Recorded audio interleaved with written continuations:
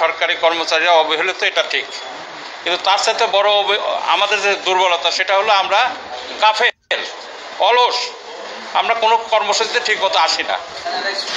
এটার একটা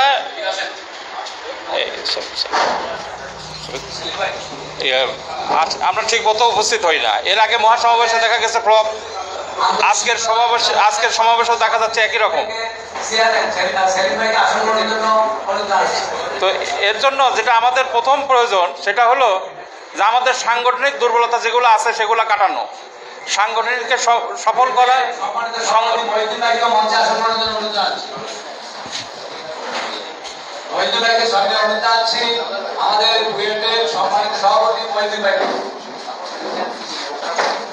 তো এর আগে একটা সমাবেশ হয়েছিল, সেটা হলো অ্যাটমিক এনার্জি কমিশনে।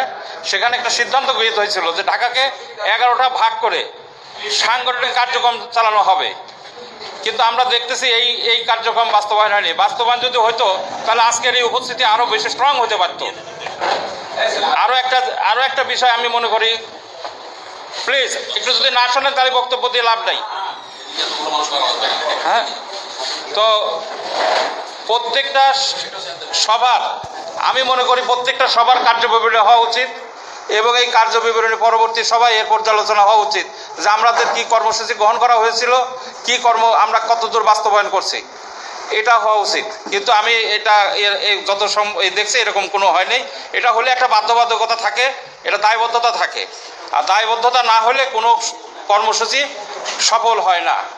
আমাদের এই কর্মসূচি সফল হচ্ছে না যদি স্লোগান যদি গগনবিদারী না হয়, এটা উচ্চ পর্যায়ের কর্ণ করে পৌঁছাবে না। এটা পৌঁছাতে হলে আমাদেরকে আওয়াজও সেরকম বলিষ্ঠ বুলন্দ আওয়াজ তুলতে হবে, কিন্তু আমরা এটা তুলতে পারতেছি না আমাদের সাংগঠনিক দুর্বলতার কারণে। তবে যে কোনো কর্মসূচি গ্রহণ করার আগে আমরা মনে করি যে আমাদেরকে কঠিন সাংগঠনিক কর্মকাণ্ড গ্রহণ করতে হবে এবং এই কর্মকাণ্ড গ্রহণের প্রেক্ষিতে আমরা আশা করি সফল হব। আশা করি আরও নেতৃবৃন্দ আছেন, তারা বক্তব্য রাখবেন। আমি আর বক্তব্য দীর্ঘায়িত না করি। আসসালামু আলাইকুম।